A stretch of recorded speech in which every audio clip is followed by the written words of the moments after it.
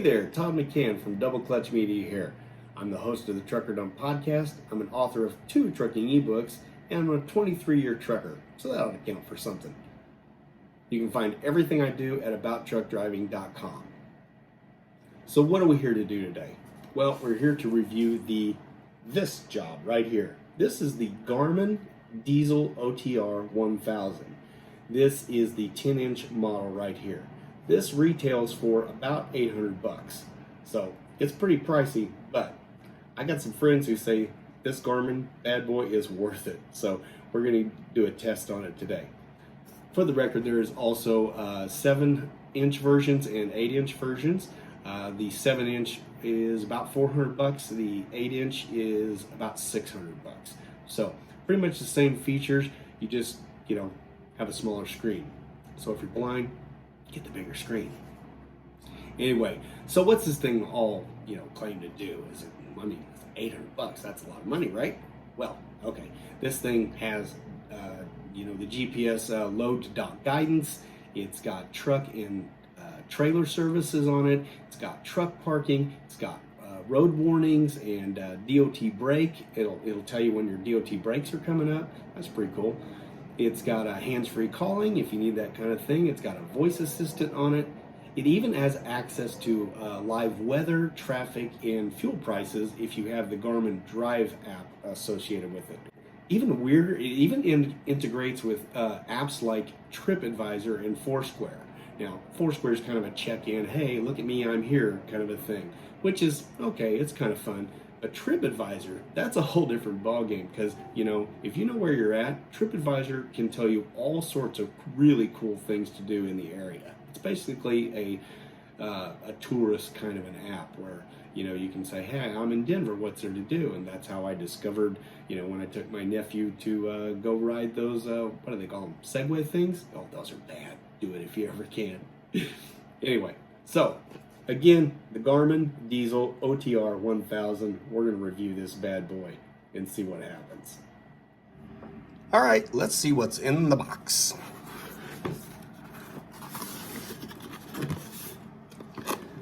There's the screen. Welcome, this product is ready to use. Really? We'll see about that. There's your traditional 12-volt cord. Looks like that's the hard mount in case you want to mount it to your dash permanently. I could do that, but then my company would kill me and fire me, and both would be really bad. There's your suction cup mount. What else we got in here? I don't know what that little doohickey is, but I bet we're going to find out later on. There's a little USB, mini USB maybe? Probably for hooking into a computer if you need to do that, although I don't know if you're going to need to do that because it says you can do Wi-Fi updates. There's a little ball mount for the, or ball joint for the mount. And what else? Oh, of course, we've got the manual because as my friend Ronnie says, you can accomplish anything as long as you got the book. Give me the book. All right, so let's see how easy this sucker is to set up. Okay, change of plans. My initial thought was to set this whole thing up for you right here on camera, but it was taking, in the great words of Michael Squints Palladorus, forever. So that ain't gonna fly. So I'm just gonna run you through the settings as fast as I can and we'll get on with the actual review. How's that sound? Okay, wow. All right, so basically when you first fire up the device, you're going to have to accept all the user agreements, all that kind of stuff like normal, like any app. And then you're going to have a setup process. Part of this is setting up all these tractor dimensions and stuff like that in here. And if you ever want to change this, you can just tap this little tool down here and go in here and adjust anything you want. For now, we'll just go ahead and select it.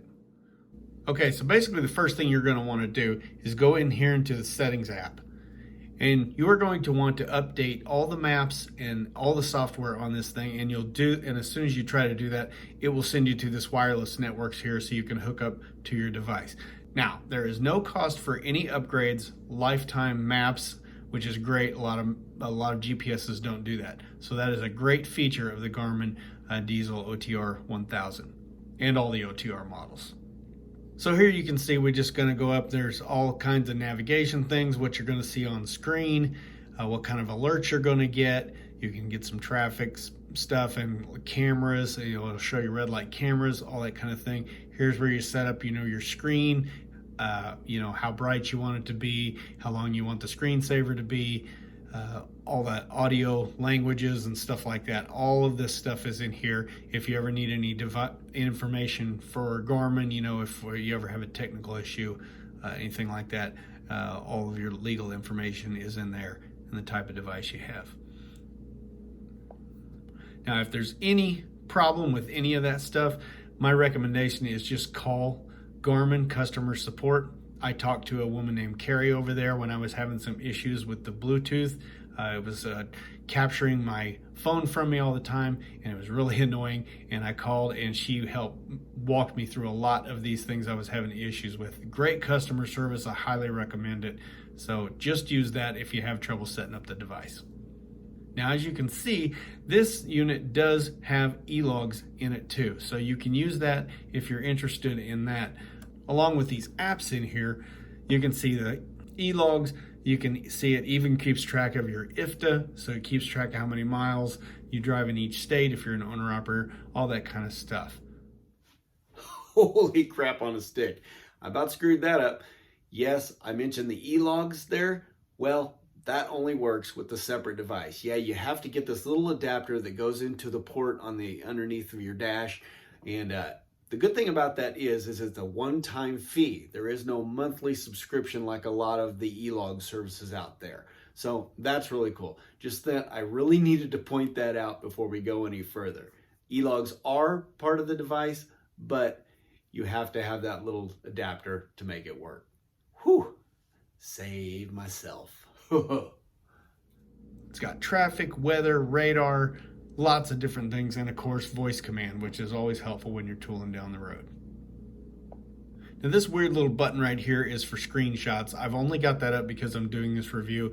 Normally you don't have much need for that unless you want to connect a dash cam or a reverse camera, which this device does let you do, providing the device is compatible with the Garmin. All right, so there's a brief rundown of the settings. Now, normally I would do the rest of this GPS review in the truck because it's just more natural, but honestly, the truck is not very comfortable. It's cold this time of year, and this hotel room just gives a lot better work environment. So I'm gonna do most of this stuff in here. There'll be a little bit of recording in the truck later on. So let's get to the first thing that everybody does when they get a GPS, other than set it up, is just search for a location. Let's get to that. Where to? That looks like a good place to start. As you can see, you've got all these headings in here. Of course, you can traditionally type in your address, and you're going to see you're going to need that quite a bit in this. Let's show you that in a second. The save just for anything you go to a lot. It's great. You can rename stuff to whatever you want to call it. Give it a unique name, and then you can use the voice command to search for it. That's pretty cool. Of course, your go home. You can program your stuff in your home address in there for any time you want to go home, or your home terminal or whatever you want to put in there. These are all your recents. I haven't found a lot of use for these intersections. The fuel prices will be very handy if you're an owner-operator. Now this TripAdvisor, Foursquare, and fuel prices all are associated with the Garmin Drive app. If you don't have your phone hooked up to it, those features will not work. Hey, since I just mentioned the Garmin Drive app, let me just go ahead and download that real fast and show you how easy it is to hook up to the device. All right, let's go to your app store. Garmin. And there it is, Garmin Drive. I've already downloaded it, but let's download it again. Launch it. Yes, sure. I've read the EULA. Yes, sure I have. Of course I have. Who doesn't do that? Okay, select my device. Well, it's a navigation device. Oh, look, it's going to try to pair itself. Personal data. Yeah. I've already created an account, so I'll just go ahead and fast forward through this part. Easy peasy. record scratch, that was way too easy. I knew something was off. Apparently, I had already hooked up my phone and the Garmin Drive app to the GPS unit. So that's why it went so smoothly and why it paired itself. Normally, when you start out, it won't do that. But it's really just as easy as like hooking up a Blue Parrot headset or anything like that. Just find the device, find the Garmin device in your phone through your Bluetooth and hook it up. There's usually like a 4-digit number, something like that. It's super, super easy. Trust me on that. So let's get back to where we were. And well, it's going to be a bit of a weird cut in here because I just don't feel like recording it again. How's that for honesty? But I'm going to show you this categories here because that's very important. You can go into here. Most of what you're going to be interested in is the trucking right here. So you can go in here and search for rest areas, truck stops, truck washes, and it will show you anything in the area. So that's kind of cool. Basically, anything you need is going to be right in there. You can see it's taking this time a little bit here. There you go. So just hit this back barrel. And let's go on back here. Now here's the thing I struggled the most with this device. The search. I am used to Google Maps and it searches, you can name something anywhere in the vicinity and it's going to find it just by the name of it. The Garmin is not Google. They're not the biggest search engine in the world. So the search does fall short quite a bit sometimes. So for instance, let me just use the voice search. I could go in here into address and type a specific address, and it's pretty good at finding everything if you know the exact address. But it's not so great when you're using voice. It's not the voice. The voice hears what you're saying. It just sometimes doesn't know what you're saying. So let me give you an example. Okay, Garmin, find Walmart Distribution Center, St. James, Missouri. Which result would you like? Okay, now I am in Wheeling, Illinois right now, and I can tell you that the one I'm looking for is way down here, and quite honestly, it's not here. It's right about here somewhere, but for some reason it did not pull it up. I've discovered this with the name of my company. I've searched for multiple terminals, and I'll say the name of my company, which I never say out loud, and I will say the city that it's in. And it might be in the search results, it might not. If it is, it's often way down in the list, and that doesn't make any sense. If I name the name of the town and the business, why is it not the first result? Okay, I don't understand. For instance, here it gave me Walmart Distribution Center in Spring Valley, Illinois. Okay, great. This one here is I don't know where that's at, honestly. But, here we got another Spring Valley. Why is that? What's this general binding here? It has nothing to do with Walmart distribution. So again, like I said, just be prepared that for this app, you will often have to use this address field right here. And it's pretty easy. You just go in here and enter the number, hit done, Main Street. And you can see there's option right there for it.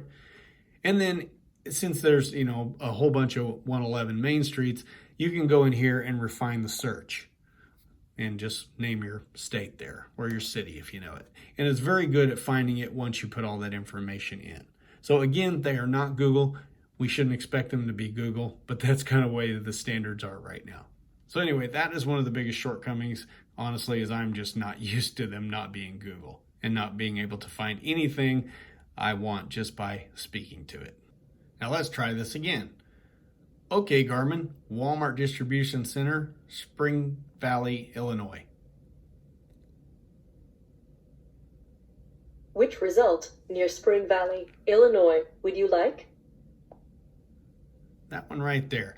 Okay, now you can see from here, you can hit this info button to find out more information about it. You can hit this to find multiple routes, or you can just go directly to it. Let's look at the multiple routes.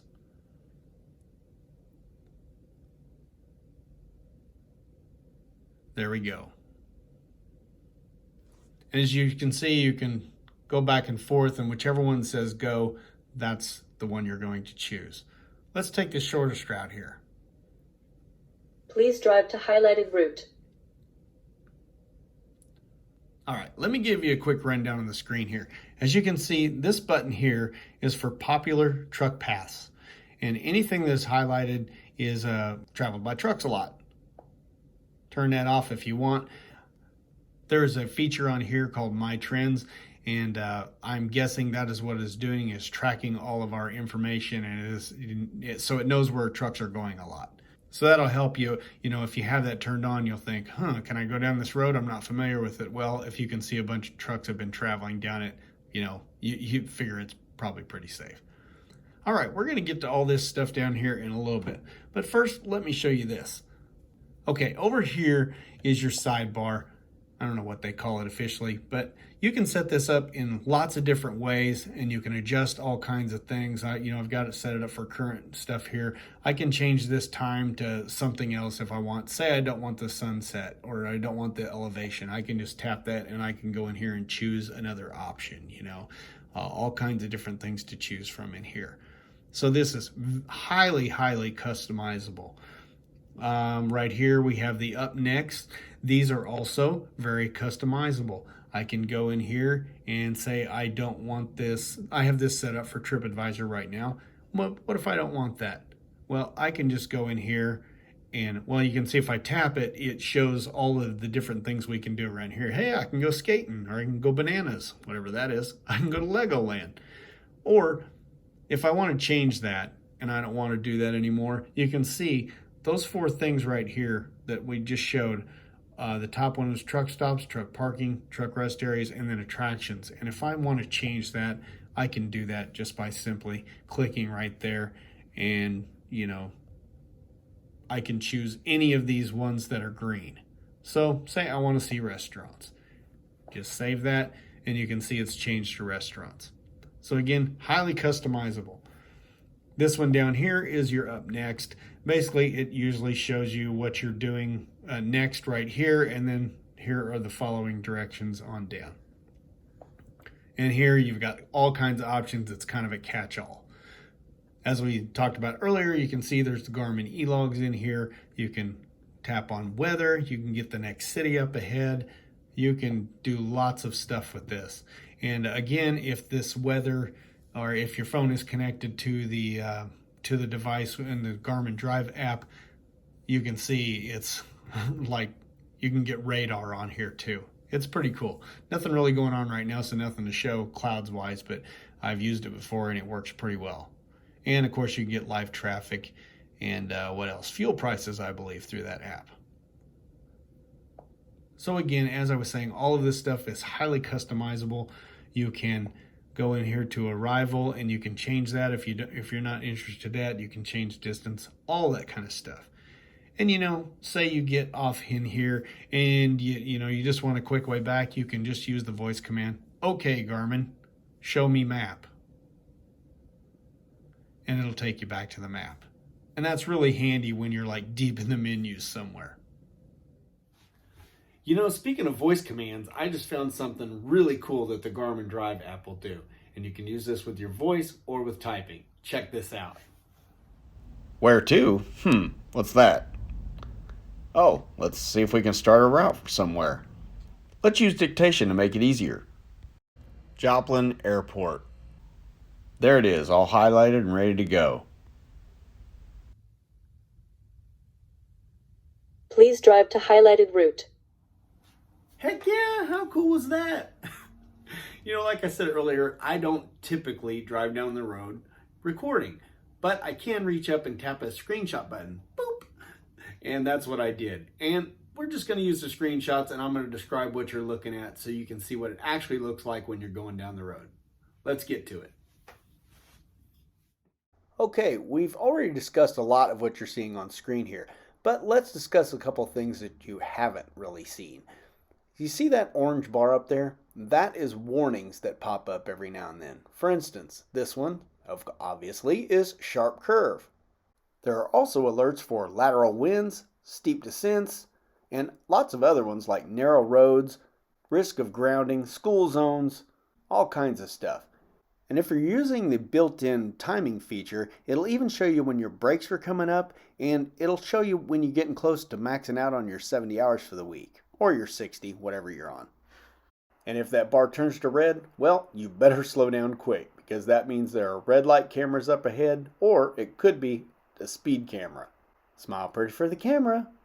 And this bar will even change to gray, meaning there's a state border coming up, or even a way station. That's always something that's handy to know, right? You naughty driver. While we're here, let me point out another couple of cool features on here. You see that window in the upper right-hand corner? That shows you when you're coming up on an exit ramp what lane you need to be in. Now, sometimes this is a static image, and sometimes it is actually a moving picture that goes along with you as you travel down the road. Really handy feature to have, and it'll show you if there's 2 lanes at exit or whatever. And it just follow that purple arrow, and you should be good. Another thing to point out is right down here in the left-hand corner, you'll see I'm going 63 miles an hour right now. Pretty fast for sitting in a hotel room, huh? Anyway, the above there, it normally shows 70 miles an hour or whatever the speed limit is at the time. But you can see here that it shows ahead 50. Now this Garmin will give you a warning that a speed limit change is coming up, so you've got no reason to be speeding by the time you get to that speed limit sign there. Now you can choose to get an audible warning when you go over speed. You may want to turn that on, you may not want to. The good thing is it's not super annoying, it's not super loud, and it is not persistence. Once you break the speed limit, it gives you one little warning, and then it just leaves you alone until you break a speed limit a little ways down the road. Now I'm going to break my rule here, and I'm going to show you a little recording I made while I was going down the road, because quite frankly that was the only way to get this device to make that sound. Here it is. See, that wasn't too bad, was it? And if you noticed in the video, the little speed limit box down there does turn red. The edges turn red when you speed. And that'll stay that way until you go back underneath the speed limit. And that little speed limit box is even smart enough to know that if you pass a speed limit sign that's higher than what you are and you're no longer speeding, that red outline will go away. Okay, we've already talked about how versatile this box is over here on the right side of the screen.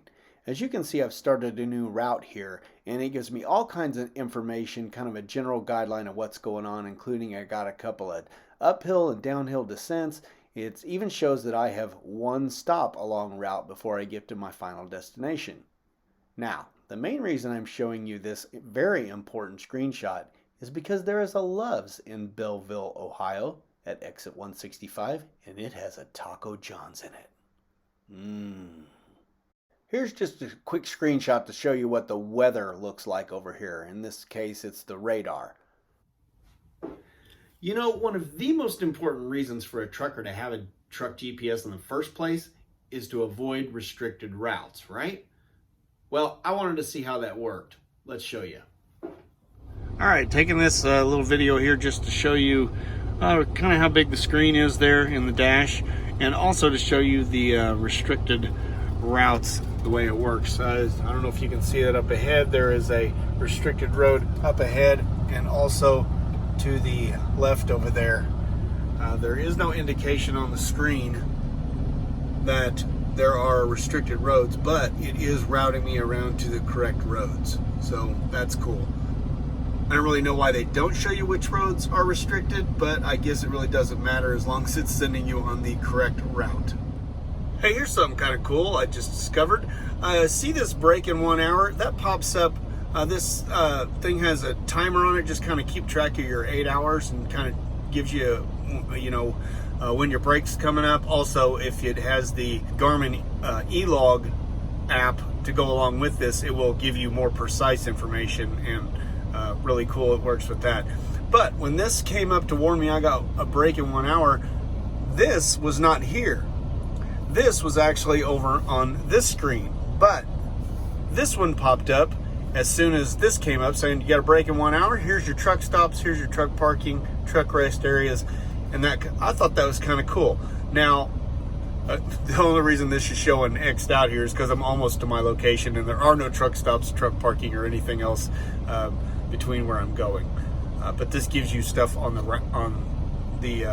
your route, so that's kind of cool. Now, one thing I did notice that's kind of weird is I am in an industrial area. This is a heavily traveled truck area, and I noticed this little red button down here, this little red icon, and that means it doesn't know if there is any truck accessibility on this. This is kind of strange considered, like I said, this is a heavily traveled industrial area in the Joplin, Missouri area. So just kind of weird. Hey, if you've ever listened to the Trucker Dump podcast, you know that I'm always saying don't trust a GPS entirely. It's a good tool, but don't trust it entirely. Use your common sense. I know. Well, here's a perfect example of that just happened. I was on 24 here on my way between Toledo and Fort Wayne, and I decided to stop in at a Love's and get a coffee, and there it was right there. Now, when I added it in, it just added it as an extra route in my, in my total trip, which is what I wanted it to do. But for some reason, instead of just putting me back on the main highway, this is a big 4-lane interstate kind of a thing here. Well, it's not interstate, U.S. highway, but you get what I mean. Instead of doing that, it for some reason took me down through town. And I can tell you right about here was a 14-ton bridge.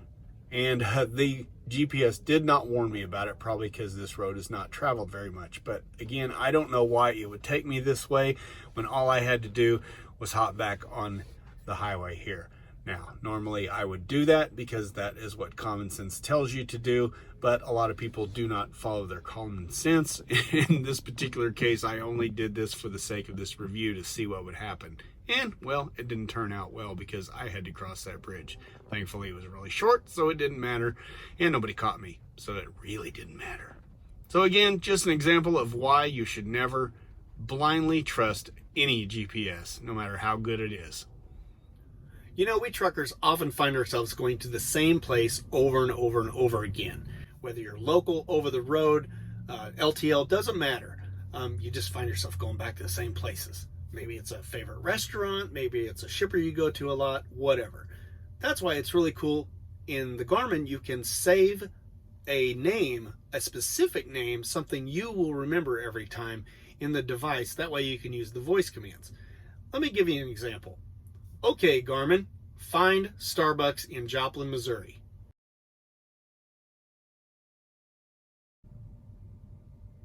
Which result near Joplin, Missouri, would you like? Ooh. Well, imagine that. A lot of Starbucks in a town. Who knew? This is the one we normally go to. So let's tap on that. And this is the info button on this particular place. So let's tap that. As you can see, this little TripAdvisor symbol here is, the tourist app we were talking about earlier. So, if you're unfamiliar with that particular Starbucks, maybe it's a crappy one, it'll have a low rating. So that's kind of a cool feature. Now, let's go ahead and save this. Save to save places. Now let's go on back. Now, when I want this, I can come in here into saved, and there it is. And I can just tap on that and go. Well, that's great. But, there's a million Starbucks in the world, right? So if I want to use the voice command, I'm going to have to give it a unique name. You can do that by tapping the info button to get more information. Once it's in a big screen like this, you can tap these little 3 bars up here, and it gives you the option to delete it or edit it. So let's go in and change this. Let's call it Todd's. Normally I'd use an apostrophe because I'm a grammar nerd and kind of a grammar Nazi, but for brevity's sake, let's just go ahead. Coffee stop. Save done. You can see that that's in there. You can add other information like phone numbers, of course, and you can even change the map symbol in here. So, every time I go and get a coffee, I'm very happy. So let's use a smiley face. Now you can see it's changed to a smiley face. Now let's try this again. Let's go back to the search area. Okay, Garmin, find Todd's Coffee Stop. Going to Starbucks? Looky there. What do you know? And as you can see, it's going to go there automatically. But hey, what if I want to see alternate locations to it or alternate routes to it? You can tap that little button. I had to do that pretty quick there so it didn't start the route. Now, I'm over here in Evansville, Indiana. But if I want to go there, it's calculating a couple of different routes for me. Pretty cool. So as you can see, you just need to give it a really unique name. So if there was a Todd's Coffee Stop somewhere in Oregon or something, I might be screwed. But, you know, I got lucky on this one. So I just think that's a really cool feature that you can add your own unique name for something so you don't have to use your hands for everything. You can just use your voice. Pretty cool. One thing Garmin really touts about their dēzl OTR series of GPSs is that it's got this cool feature where it will take you to your destination and it will actually show you popular truck destinations when you get close. So, you know, if you get into an industrial park, it's going to show you how to get to the actual dock to someplace and not like into their car parking lot. So the problem is I'm having a problem with it. I don't really see how it's working. I get the idea and I think it's a great idea. I'm just not finding it very effective the way they're doing it right now. Let me show you what I mean by that. Okay, so this is how this feature looks. When you get close to your location, you know, that you're going to, this Find a Truck Destination will pop up on the right-hand side there. Now you can see all those little numbers there. Those all indicate places where trucks go a lot. But here's the problem. If you tap on one of them, it looks like this. So you can see the problem. It lists everything as popular truck destination. There is no name for the place. So there might be, 7 buildings along this route, but I don't know which one the one I'm looking for, so how can I tap it and go to it? I have tried this all over the map, lots of different places I go, and it just always says popular truck destination. In order for this thing to work correctly, it's going to have to give the name of the business, or else how do you know where you're going? So anyway, I hope they fix this because this would be a really great feature if they can get this working. You know, sometimes you're on your way to a destination and you just feel like stopping somewhere along the way. Maybe it's, for coffee or a restaurant you know of or something like that. You know it's on your route, but you're not sure exactly where it's at. Well, I love this feature about the Garmin, but sometimes it works, sometimes it doesn't. But boy, when it works, it's great. Let me show you what I mean by that. Okie dokie, you can see I've already entered Nashville, Tennessee for my location, and let's go ahead and go there. I want to start a new route. Going to Nashville, Tennessee. Please drive to highlighted route. You can see it gives you a brief overview of what the route's going to be like. But let's say I want to stop and get some coffee. Let's go to the Up Next button here. Again, this is where it shows you all the different things, the truck stops, the parking, truck parking. These are rest areas, and I've got TripAdvisor down here too. If you go into here, you can choose more than one location, and you just don't have to choose that first one. Let's say I want to stop at this Max Fuel here. I don't even know where this at, but hey, I've never been there before, so let's try it. If you tap that and hit go, it will ask you, do you want to start a new route with this, which will get rid of your old one, or do you just want to add it as your next stop? Going to Max Fuel on 11413 Fort Campbell Boulevard in Oak Grove. Please drive to highlighted route. Now, I don't know why it talks over each other like that. It's 2 voices going at the same time sometimes, and I don't really understand why that works. It's not that annoying. Just wonder why that is. Anyway, so now when I get to that truck stop, it will actually route me in there, and then as soon as I'm there, it will send me on my way and send me on to Nashville. Pretty cool. But here's something even cooler. The whole idea of driving a truck and communicating is to do it as hands-free as you can, right? Well, let's say that you actually decide you want to stop at the Pilot Flying J instead. Well, how do we do that? Well, let's try it with the voice. Okay, Garmin, go to Flying J in Oak Grove, Kentucky. Which result, near Oak Grove, Kentucky, would you like? Number 1. Add as next stop. Going to Flying J on 18750 Herndon Oak Grove Road in Oak Grove, Kentucky. How cool is that? Never touch the device whatsoever. So as you can see, if you know where you're going, you can actually plan a whole trip without ever touching the device. You can plan your initial destination, and then you can actually add stops in along your way if you want. That is, again, if you know the name of the place.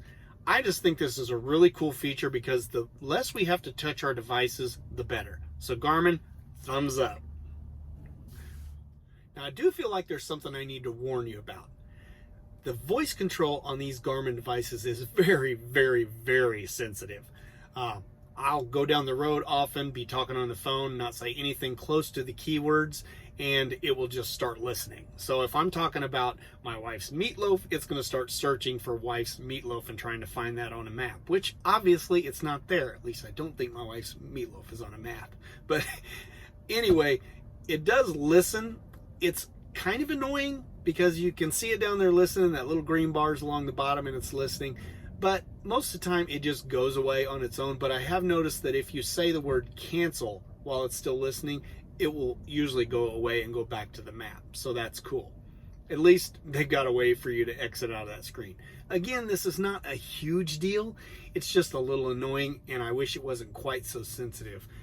Siri does this. I've heard that the OK Google thing does it. A lot of them, if you say anything close, it will do that.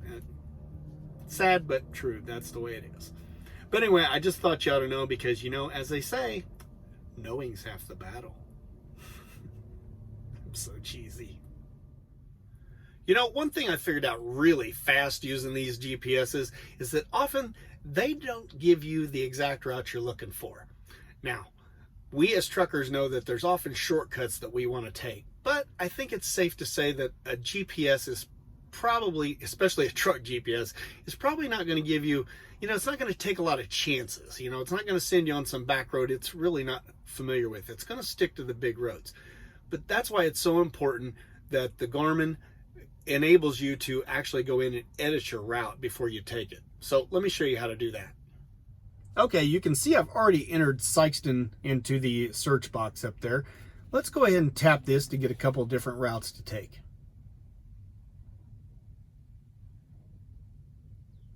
All right, I've noticed that the calculating time on this all depends, of course, how far the trip is and how complicated it's going to be. Well, I know I don't like this route. I've been that way before. So let's switch to this blue one. You do that just by tapping on it. You can see that it is selected by the word go there. Now, I know right down in here is a different route I normally take from what it offers. So let's go in here and edit it. As you can see, it's pretty easy. Just touch the map. I know it's right about there. See that little circle add to it? Okay, it's going to zoom in on it a little bit. It's like, well, okay, what do you want to do here? Well, it's wanting to take me on 60, but you know what? I like this little 286 right here, so I'm going to tap that.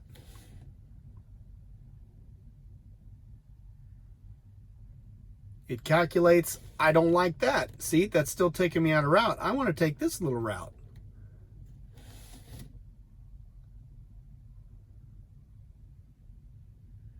And what do you know? Looky there.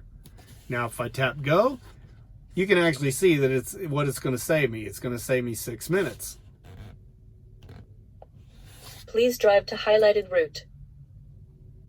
Looky there. Well, here we are. I'm trying to wrap the video up, and I realize I forgot to show you how to install the freaking thing. How smart am I? Ugh. To install it, you simply plug in the 12-volt adapter, take the power cord, and plug it into the mount before you put it up on the windshield. As you can see, sometimes it's a little hard to get it in there, and I don't know why that is, but that's why I always do that first. And place the mount where you want it. Press it firmly against the glass as tight as you can and push that thing up. As you can see, it's pretty tight right there. And just pop that into place. It's got a giant magnet, so it stays on pretty well. I've only had it pop off just a couple of times. Both times it was in really cold weather, so I don't know if that has anything to do with it or just the fact that maybe I had installed it and not gotten it firmly against there. Yeah, you know, so who knows. But either way, it goes, it does say something for the device because it fell clean off, slid down into the dash, and no damage to the unit whatsoever. So that's good. To uninstall, just pop it off there, pull the thing down, and there's a little tab right here on the bottom that you just pull on. Pretty easy peasy. All right, this video has gone on way too long already, but hey, what the heck. You've already been here for a while, so you might as well stick around a few more minutes so we can discuss some of the pros and cons of the Garmin dēzl OTR1000.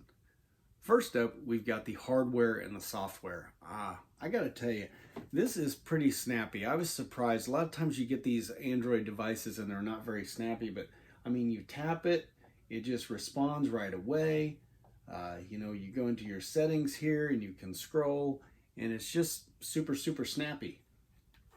Got no complaints there. Plus, I know it's a rugged enough device because, like I said, suction cup came loose a couple of times when I didn't quite get it on good enough, and it just smacked right down into my dash and went all down in there. And well, it survived. No screen scratches or anything like that, so that's good. Software, like I said, is pretty snappy and everything too. Of course, there's lifetime updates. I mentioned that. That is not available on every GPS device, and that is very important because those maps are really expensive if you ever priced them to upgrade some of the other models. So that's very important. Another cool thing is that the Garmin, this dēzl OTR device here has built-in Wi-Fi, so you no longer have to hook it up to the computer. Great feature to have.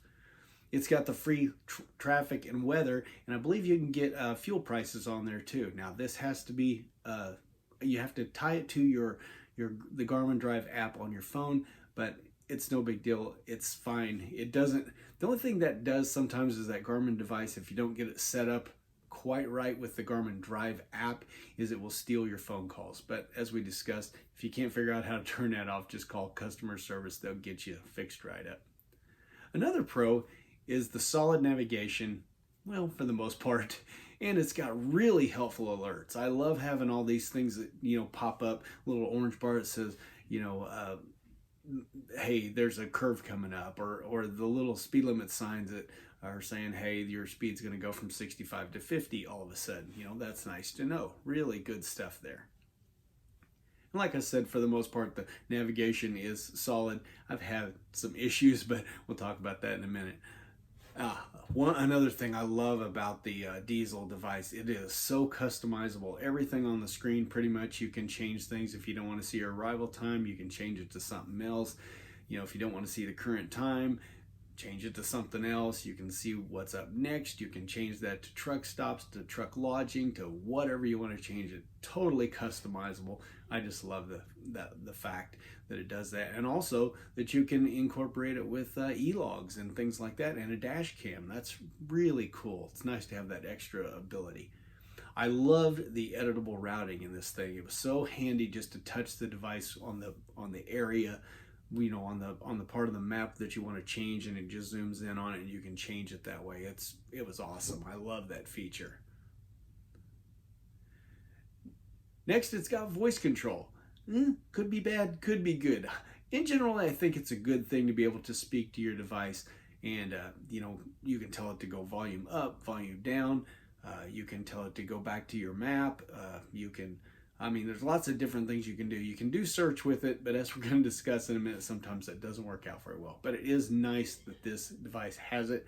Now, honestly, I haven't figured out a way to turn it off. So if you don't like it, there may be a way, but you need to call customer service on that because I couldn't find it in the device anywhere. And lastly, with these dēzl devices, there are 3 screens to choose from, screen sizes. They've got 7, 8, and 10. I am reviewing the 1000 here, which is the 10-inch. And I love the big size, but if you don't like it, or if the price is too much, then it's nice to go down. Next up, of course, we've always got cons with everything. Nothing is so perfect that it can't be made fun of, right? Well, first thing, the search is just not very good. Again, I'm comparing it to Google Maps and how awesome they are, and Google in general. And, they are the #1 search engine of the world. So, of course, they're going to be good at it. But, the Garmin does fall down quite a bit with the search results. It gets it right sometimes, but sometimes you just think it should be so blatantly obvious, and it just doesn't get it. Now, on the plus side, you can always go into that address feature, address category, and just type in the address if you have it, and it finds it perfectly that way every time. And then once you have it in there, you can save it, and it's not that big of a deal. Again, with the voice control thing, it activates way too often. I don't know what I'm saying sometimes, but the words are "Okay, Garmin," and so it always wakes it up when you say "Okay, Garmin." So that is good, but it often wakes up the device and starts listening when you didn't even say that. So it's a little sensitive. I wish they'd tone that back a bit. But again, Siri and everybody has this problem too. So like we spoke about earlier, sometimes the GPS, the routing in this is just a bit too cautious. Now, again, I think in general you want your GPS to be more cautious and not send you down, routes that you shouldn't be on. But sometimes it's blatantly obvious that it's taking you way out of route, and there's a nice US highway you could take across and cut across somewhere, and it's just ignoring that like it's not even an option. So again, that's where that editable feature comes in handy. You can just edit the map if you know where you're going. And some might say, well, if you know where you're going, why you need a GPS? Well, because sometimes you get distracted and you miss your turn. You don't want that to happen, and that's where a GPS is great. Now, sometimes I have found this routing to be faulty. For instance, with the video I took earlier, where it took me on a little side street instead of just putting me back on the highway, and lo and behold, I had to go across a bridge that I wasn't supposed to be on. Now, today I did a test in my car, and I was going to a Walmart, and I knew it routed me the correct way. I pretended like I was in a car or a truck. I put that I was in a truck, and I pretended to go that way. But then at the last second, I turned off on a road that I knew had a 13.1 bridge. Now, I was expecting the device to warn me and say, stop, don't go forward. But it was just like, yeah, go through that bridge and then turn right up at the next corner. We'll get you back on track. It's like, that is not good, because honestly, where I had turned, there was nowhere to go. Now, I understand it can't read my mind, but you'd think as soon as I turned on that road, that low overpass is like a half a block. It's not very far at all. So it has to warn you real fast, or else you're going to be backing into a major intersection right there. So that wasn't good. Again, you cannot expect these routing devices to be 100%. It just is impossible. This is how, and if you follow it blindly, that's your own fault. That's just how you find truck drivers out on beaches somewhere or nose down into a river because they're just not watching where they're going and they're not using their common sense. So just be smart about this. But in general, the routing is really good. Just sometimes it'll throw you off, and just be aware of that. Now, spoke about screen size a minute ago, right? Well, the 10-inch, it is huge. It is a monster. So, if you've got one of those Peterbilts where, your window's like this big and you got the visor down, it's going to block a lot of your views. So you need to be careful of that. And maybe you want to go with the, the 7 or the 8-inch device. I've seen all models and they all look like they're a sufficient size, but I got to tell you that 10-inch screen is really, really nice to be able to see. And it's got a great picture. It's nice and bright and everything too. And of course, one of the big cons of this, of the dēzl units in general, is the price. These honestly are the most expensive GPS devices I have seen. For instance, like I mentioned earlier, this 10-inch device, the 1000, retails for $800. I have not found that on sale very often. I have seen the lower one on sale, the 700. That's normally $400, and then the 8-inch is $600. So I guess the next logical question is, if it were me, would I buy the Garmin dēzl OTR1000? And it's $800, and anybody who knows me knows that I am a cheapskate. Well, I gotta tell you, it's a lot of money. But if trucking is your life, I can see doing it. Now, again, I probably won't ever buy one because in my circumstance, I am an LTL driver. I go to the same terminals every day.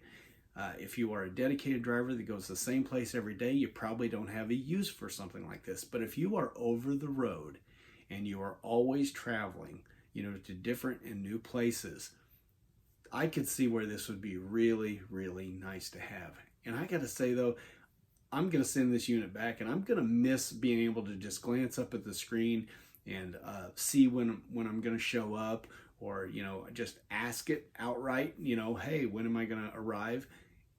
That is a really cool thing to do. You know, you have somebody on the phone say, hey, how far out are you? And you say, yeah, 179 miles. Or, you know, if you break down and the breakdown department says, hey, where are you at? And you just look on your GPS and go, hey, I'm on I-70 at mile marker 124. You know exactly where you're at all times. It's got a lot of really handy things. And quite honestly, I think if I was over the road, I would splurge for that 10-inch device because it is just so much nicer. Yes, it's $200 more than the 8-inch model, but I just look at that like that's one day's pay. And this is a device that you're going to continue to use for many, many years, especially with those, you know, lifetime map updates. So I guess in the long run, this is your choice. I found the device really neat. I found it very helpful in a lot of situations. All right, we're finally going to wrap this puppy up. If you liked what you saw here, if you found it helpful at all, please like and subscribe and all that YouTube junk you're supposed to do. And of course, use the affiliate link that's provided. It'll be on the screen, somewhere down below, wherever. I don't know where it's supposed to go. I'll figure it out. Everything else I do can be found at abouttruckdriving.com. I got 2 ebooks over there called How to Find a Great Truck Driving Job and Trucking Life, which are both great for newbies, or if you're an experienced driver just looking for something fun and entertaining. Trucking Life actually has a 9.25 hour audiobook that comes with it free. So lots of good content over at the Trucker Dump Podcast too, 150 episodes back there. Again, all of that is abouttruckdriving.com. So until next time, let me just say this is Todd McCann signing off. And like I say at the end of every podcast, drive safe and stay out of my way.